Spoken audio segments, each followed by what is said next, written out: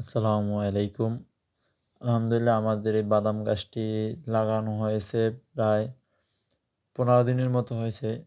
দেখতে দেখতে পাচ্ছেন যে এগুলা অনেক বড় হয়ে গেছে এবং এদের ভিতর অনেক আগাছা জন্মাইছে এবং এই আগাছা জন্মানোর কারণে আসলে গাছটি অতি দ্রুত বৃদ্ধি হতে পারে না। এর জন্য আমি সার দিয়ে তারপর আপনাদের বাসায় কী বলে জানি না, কিন্তু আমাদের কোপ বলে এবং কেউ বলে নিড়ানি। সে আমি কোপ দিব, দেওয়ার কারণে এটা আসলে আগাছা মুক্ত হবে, তারপর বেশি বৃদ্ধি পাবে। এই যে দেখতে পাচ্ছেন আমি একটা জৈব সার ছিটাইতেছি। আর এই জৈব সারটা ছিটানোর কারণে গাছগুলো অনেক বৃদ্ধি পাবে, এই জন্য আমি সারগুলো প্রয়োগ করতেছি।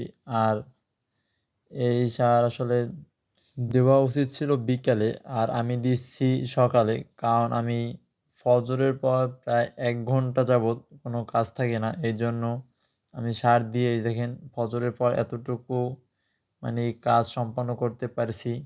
আপনারা দেখতে পাচ্ছেন যে এই সাইড আমি পরিষ্কার করেছি, এই সাইড কেমন দেখাচ্ছে, এবং আপনারা দেখতে পাবেন যে যেগুলো পরিষ্কার করি নেই ওগুলো কেমন দেখা যাচ্ছে। ওই যে দেখেন সাইডে ওগুলো কেমন দেখা যাচ্ছে, মানে এত পরিমাণ আগাছা, তা মানে মুখে বলার ভাষা নেই।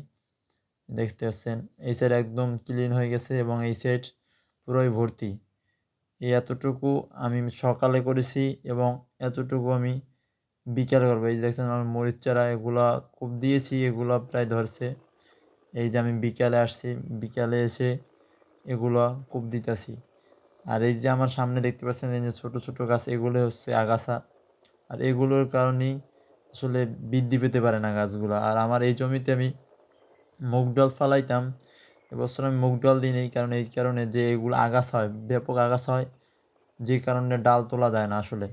এই জন্য আমি বাদাম এবং মরিচ দিয়েছি, যাতে আর এই কারণে যে কোনো মানে আগাছা জন্মাইলেও মানে ফালাই দেওয়া যাবে, এই জন্য আমি বাদাম এবং মরিচ দিয়েছি। এটা আসলে দেখতে পাচ্ছেন যে মানে কোপ দিতে আছি, আসলে কোপ দেওয়াটা অনেক কষ্টকর, তবুও দিতে হবে, কারণ যেহেতু আমি লাগাইছি এবং একটা বদলা খরচ 600 টাকা পড়ে যাবে, সেই কাজটুকু নিজে করলে 600 টাকা সেভ হয়ে যায়। এই যে আমার সম্পূর্ণ কাজটাই করা হয়ে গেছে, এই যে এখন দেখতে পাচ্ছেন এটাই পুরো সম্পূর্ণ হয়েছে, এখন অনেক সুন্দর দেখাচ্ছে। আর আপনারা আমার জন্য বেশি বেশি দোয়া করবেন।